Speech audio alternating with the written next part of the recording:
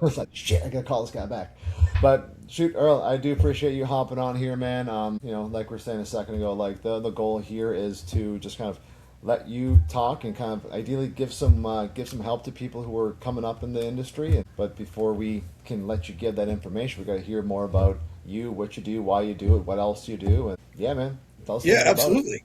Yeah, so I started OTX Tactical back in, I guess, about 2020, right around the height of COVID there. So I'd stopped contracting overseas. I was a government contractor over in Iraq, Afghanistan, places like that. And then with COVID, things started getting hairy. So I'd already always had a passion for firearms, obviously coming from a soft unit and being specialized in those areas of expertise. And then it was just a passion project, and it turned into Cerakoting and designing and building my own. And then from there, it turned into guys seeing stuff being posted online, and they're like, "Hey, man, this is pretty gnarly stuff. Can you take care of my guns?" Yeah. Yeah, man, send them on over. So before I knew it, I was getting a whole lot of inbound firearms and started the FFL, just to keep up with legal requirements. And then from there, it has morphed into designing my own line. I have my own lower parts kits now designed, my own brand of rifles, so on and so forth. So it's evolved over the last couple of years into what it is. And we specialize basically in custom built firearms. A lot of people will be like, "Oh yeah, yeah, I rattle can it and throw in the Geissele trigger, and now it's a custom firearm." And Right. it's kind of, if that's how you want to look at it, but Not yeah, stock. that's not really what that is. We wanted it, or I specifically wanted to give my customers the best platform for the money to their specifications without having to go to a store, buy something off the wall, and then throw $200 worth of parts in the drawer that you're never going to touch again. That's $200 towards an optic, that's $200 towards a trigger, or whatever you want to use to upgrade that system. That when you're buying a stock mil spec gun, one of the first things people do is swap out the trigger, swap out the charging handles. You send it off to get it Cerakoted. I mean, you're talking, some places charge 300 upwards to $2,000 for a Cerakote job. So before you know it, you're in a basic AR platform, but you've dumped now $1,000 into upgrades where you could have Yeah. built it that way from the get go, saved money, and customized it the exact way that you want it. So that's what I tell everybody else. They're like, "Oh man, what do you do?" I'm like, think Build a Bear, but for guns. Like that is the niche market that I'm in there. It's That Build is a a Bear for perfect way guns, to for say that. guys who want those toys, who know what they like. Everybody's different, man. Some people like Hyperfire, some people like Geissele, some people like LaRue. Why spend, the mil spec triggers $35, but it's $35 that you put towards, and that shit starts to add up when you're now into charging handles and barrels and muzzle devices and so on and so forth. You're saving a lot of money when you build it from the right way out the gate. So that's kind of the business model that I decided to go with. I don't like building the same kind of stuff day in and day out. I love creating wazoo colors for guys who were like, "Yeah, Yeah. man, this is my favorite color." So I do a lot of mixtures, a lot of blends, and yeah, man, that's give you guys whatever you want, however you want it. That's awesome. And yeah, I mean, like I said, I was poking around on the site. You got some pretty nice looking stuff. It's different too. It's not Yeah. like you go these, like, from what I saw, I haven't seen too much like that before. You go to some other custom builders and you can see that, oh, they picked, it's like going to get a tattoo. Page 5 sprayed. Page 4, it's the same stuff, but I like the colors and all that. So it's looking good, man. Fun question I get to ask folks. I know when we're all in business, right? We're constantly trying, like, running up on hurdles. There's a problem today, or there's a big problem here. We're always gonna have those. But Yep. I like to know, like, one obstacle or hurdle that you've already overcame, like something that came up either expectedly or unexpectedly, like what it was and how you got over it. Because like I said at the beginning, there's gonna be a lot of folks who are like, "Hey, I want to start an FFL. That'd be fun." Oh yeah. It seems cool, like that. It's like the whole iceberg thing. Like, oh, it's just right there. It's gonna be fine. Like, what do you got on that? The biggest thing is doing your research on what your business model is going to be, right?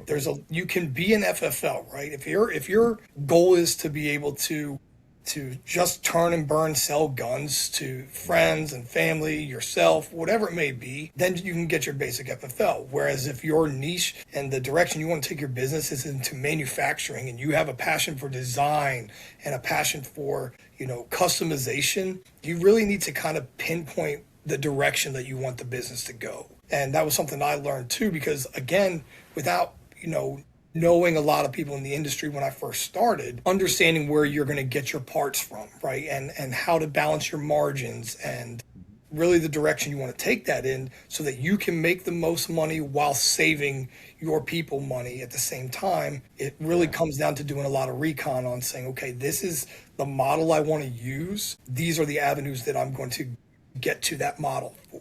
And that was the biggest thing, the biggest, learning curve for me is I would tell anybody else who's looking into it, say, hey, specifically, what do you want to do? Do you want to build guns? Do you want to build suppressors? Do you want to customize? Okay, that's how you do that.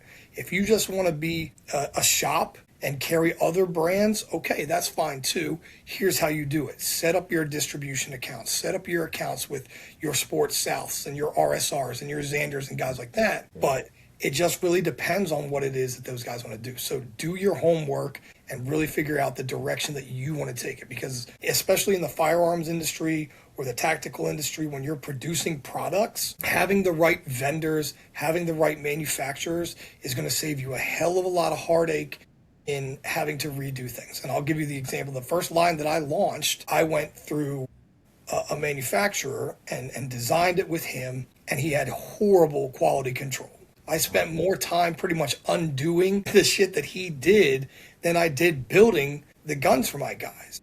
And if your goal, like especially mine is I want quick turnaround times. You call me, I want to be able to build your gun within a week. And in the customization field, in the custom field, that's almost unheard of. So I keep all of my parts stocked all the time. That takes a hit for me as far as maintaining inventory, because I have a whole lot of inventory and that's a lot of capital up front.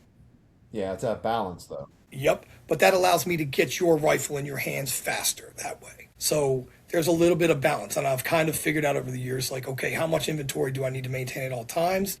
And do I tell my guys, hey, yeah, this is going to be a 2-week or 3-week or whatever turnaround time it is. And then again, making sure that I use the right manufacturers to get the best quality. I mean, some people use firearms for play toys and to go out to the range and have fun. And some people's lives depend on them. And when it comes to quality, especially in this market, especially in this industry, that's not something you can substitute in this line of profession. So really nailing down what your mission set is, what your focus is as far as where you're going to grow your business, and then having the right people producing the right things for you is the biggest hurdle, especially in the firearms industry. Makes sense. And kind of digging into what you said there a second ago, as far as inventory levels, I mean, that's something that I've heard, I've seen, I've come across so many times, and it's typically something you learn with time, right? Yes. There's no manual that says like, hey, have this many of this part. It's like you learn usually by mistake, like, oh shoot, like I said I was going to give it to him in 7 days, it's going to be 10 because of this. So like, is that kind of how you've come across these things too? Like, it's experience based. And I mean, it is. There's a lot of trial and error, like any business, right? There's a lot of trial and error. There's a lot of learning from experiences, good ones and bad ones, that develop you into a good entrepreneur and a good business owner. If I'd have sat down with somebody ahead of time and I'd have said, hey, man, this is what I want to do. You got any advice? And if they would have told me that too, I would have done a whole lot more research and said, okay, I'd have been a lot more strategic on who my suppliers are and how much money. Like, I have a lot of inventory of stuff that I'm probably never going to use now, that I bought years ago, that I don't want to attach to my new line of rifles because it's just not up with the quality. 5 years ago, okay, maybe. But nowadays, and that's the thing, is making sure you balance. And I'm all self-funded. I didn't go take loans. I used all my contracting money, to produce my stuff. So I'm never going to grow at the level of the Sons of Liberties and the BCMs and stuff like that, at least with this business model. But it also allows me to balance that work life and how much I actually dump into the company itself and say, okay, yeah, I can afford to keep $100,000 worth of inventory, because if you went out and took out $500,000 loan for one of these companies to do, and then all of a sudden it doesn't take off, now you're sitting on $500,000 worth of inventory that you're like, crap, I'm not selling, but I still got to pay back. So whereas you slowly step up into that and not bite off more than you can chew and evolve. And that's what I see 9 times out of 10 guys in this industry, whether you talk to me, whether you talk to the big guys, Sons of Liberty and Hucks, they'll probably all tell you the same thing. of don't outrun your headlights. Grow as the company grows. Because if you try and go 110% in right out the gate and it doesn't work, or you have to start manipulating and moving things around to adapt, then you're really going to be trying to play catch up. And the worst thing I see is guys being like, yeah, man, I'm going to quote you. I mean, there's no faster way to lose business than to overquote somebody and then disappoint your customer base. Because in the firearms industry, dude, they'll drop you like that. They'll move to somebody else. They want consistency. They want quality.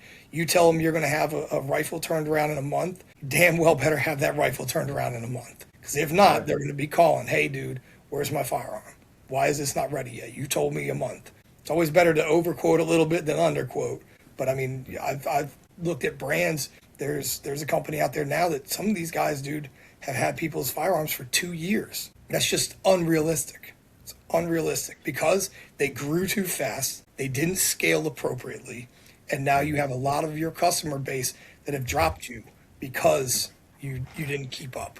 So that's the biggest thing, man, especially in the firearms industry. They will drop you very, very quickly. Find somebody. Oh, yeah. And, you know, bad news travels faster than good news. So, I mean, you're going to have Of that course. issue there. It's going to get worse for Yeah. you. So, Yep. yeah. Well, that's perfect, man. You answered my last question ahead of time, man. That's perfect. I mean, just kind of like going into like if someone else is going to be hearing this and thinking they're going to jump in to start an FFL tomorrow, like don't outrun your headlights. Like that's solid advice for any business, but I think that it's really a little more important in this one here, just because of it's a big market cap, but it's a small group of people. Oh yeah, everyone knows everyone. Yep. It's crazy. Like, the longer that I'm in this, the more people I talk to, it's like, oh yeah, like everyone knows everyone. So you could it could work against you, it could also work for you. If you're known as the guy who gives great prices and gets stuff back, amazing prices, like gets good product back fast, I mean, you're gonna have to have a good problem. It's gonna be a good thing, but yeah. Yeah, and that's it, man. Like you said, it is a very small community. Most of these guys we know, if we don't know them individually, we know somebody who does know them. Friends of friends in any aspect of this firearms community, in the tactical community. And if you're a dick, people are going to know it. If you're a great dude and you're a solid dude, you're a professional, people are going to know that too. And then your products as well. The products will speak for themselves too when you have the right stuff. And you cut corners, people are going to know it. You crank out some great stuff, people are going to know it. So it's all about finding that balance and making sure that you can get the best for your customers. And that's it at the end of the day. So, I love doing this stuff. I love designing. It's a passion for me too. I don't look at it as a job. I look at it as something that I'm very passionate about doing. So that's important to maintain that and to have the integrity in this, because there's a lot of guys in the firearms industry that lack that integrity factor for sure. So yeah, it's a lot of people out there like that. But man, it's good to see the other side, the brighter side of things here. So oh yeah, this has been great, man. I appreciate this. And yeah, man, and I appreciate the the networking. Like say, I don't do a lot of marketing. A lot of my business model again is the same thing. I don't want to outrun my headlights, so I rely on a lot of word of mouth. I want to get these into guys' hands and have them experience it firsthand. There's a whole difference between, like I say, buying a gun and hoping that it performs the way you want. And then there's one of saying, yeah, I know it's going to because I built it the way I want. I know I trust this manufacturer. I trust the reputation and the products that he's using. You have, the worst thing, in my opinion, that I could hear is have a customer come back and be like, man, I didn't like your product. That I've never had that happen, and I hope that it never does. But when you start cranking out and your volume, your quantity over quality starts taking precedence, that's when you're going to start having those kind of complaints, right? And you're not taking focus on the performance of what you're doing. So this is awesome for me as well. Yeah, man. Anything I can do to get that out there, and it's a gamble for a lot of guys. I know there's a lot of people out there that put $10, $15, $20,000 into their firearms. That's a small amount. There's a lot of people, $1,500, $2,000 into a rifle. Like that's a lot. And for someone to just go online, maybe have an email conversation, and then expect to get something back, like that's people save up for that sort of thing. And if they save up to make a mistake, like man, that sucks.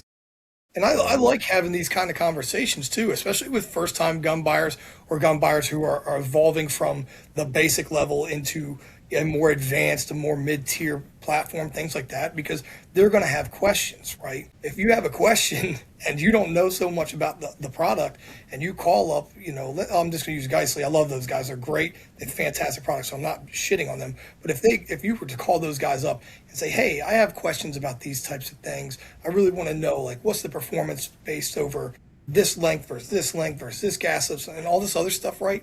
You're not going to get that feedback because they're busy there building. Where when you're going to some of these smaller shops and, I can sit there and have an hour-long conversation and give you the pros and cons and realistically give you those pros and cons. What are you doing, man? Are you building a platform for, it's not me selling a rifle. It's me giving you what you need. Are you needing a CQB rifle or do you want a hog hunting gun? These are going to be two different things. We're going to design them two different things. And, what is within your budget, okay? That's the other consideration. And I tell people a lot of times, man, you're going to go out and you're going to buy these cheap guns. It may work for you at that time, but as you evolve as a shooter and as you evolve as a tactician or whatever your goal is, you're going to outgrow that.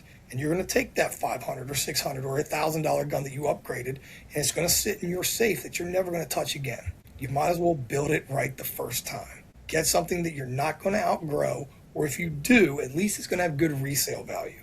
At least that if you want to get rid of it and give it to somebody else, it's still a valuable component in your arsenal. And being able to have that conversation and give your customers that warm fuzzy, like, yeah, I trust this because he's not just pushing the rifle sale, he's getting what I need and my best interest is at mind.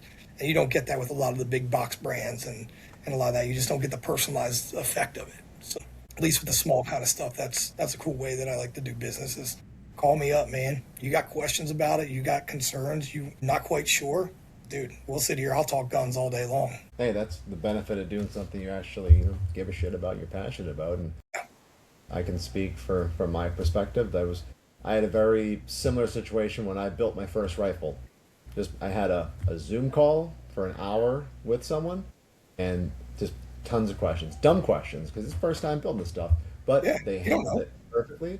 I went through piece by piece. I felt great about the decision I was making, the money I was spending, and the end product was exactly it wasn't what I thought I needed. He helped me get what I actually needed through the questions, so it was invaluable. I mean, that's fantastic, and that's what it should be, man. Especially with something like that, because I have a lot of police officers. I have a lot of military guys, right?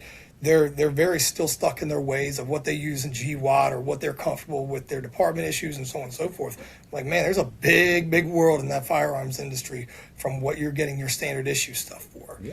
And being able to clear that up and answer those questions and give them that warm and fuzzy, like, yeah, you're making the right decision because this is the personalization that you need for that platform. It's invaluable for them. So I love doing that. And again, that's the personalized effect of having a custom built rifle and with a company that, you can sit down and have a call like this for and talk through the type of suppressors and barrel lengths and all the other good stuff that you want to do when you decide to build it out. Well, dude, I really appreciate this. This has been a lot of fun. I'll put all the links in the episode here for everyone, and hopefully we get some people calling you and you get to talk brother. with you. Well, and anything you need to, man, anything we could do, if we can do stuff in the future there as well, man, like a lot of the things that I want to do. I suck at working on the computer. I suck at doing videos and things like that, man. I'm the wrench turner. Like, I just want to build.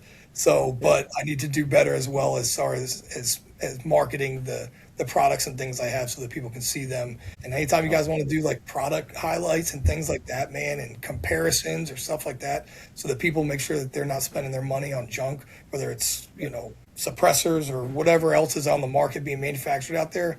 There's a lot of really cool, really good dudes. Most of the stuff that I'm using in my rifles, I'm using local machine shops, veteran-owned machine shops. I'm supporting those businesses using, Drew Myers is coming up. He's an active duty Marine. He puts out some awesome products out of Carolina. Again, he's an up and coming entrepreneur. So supporting those rather than going out and buying the BCMs and the big brands, which nothing wrong with that if that's what you like. But there's a lot of really good independent companies that are up and coming in this industry that should be highlighted and spotlighted for their products and their customer service and their attitudes the same way. So we can always do product review type stuffs and just kind of talk about cool things that are coming out, man. Sounds good to me. I got some ideas for this little Facebook group we have to try to pull some of you guys all together. So I got some Oh homework yeah. to do now. Hell yeah, let's make it happen, brother. I appreciate it. All right, man. Well, this has been fun. I'm looking forward to getting this in front of way more people. Absolutely, Brian. I'll talk to you later, dude. All right. Take care, Earl. Later.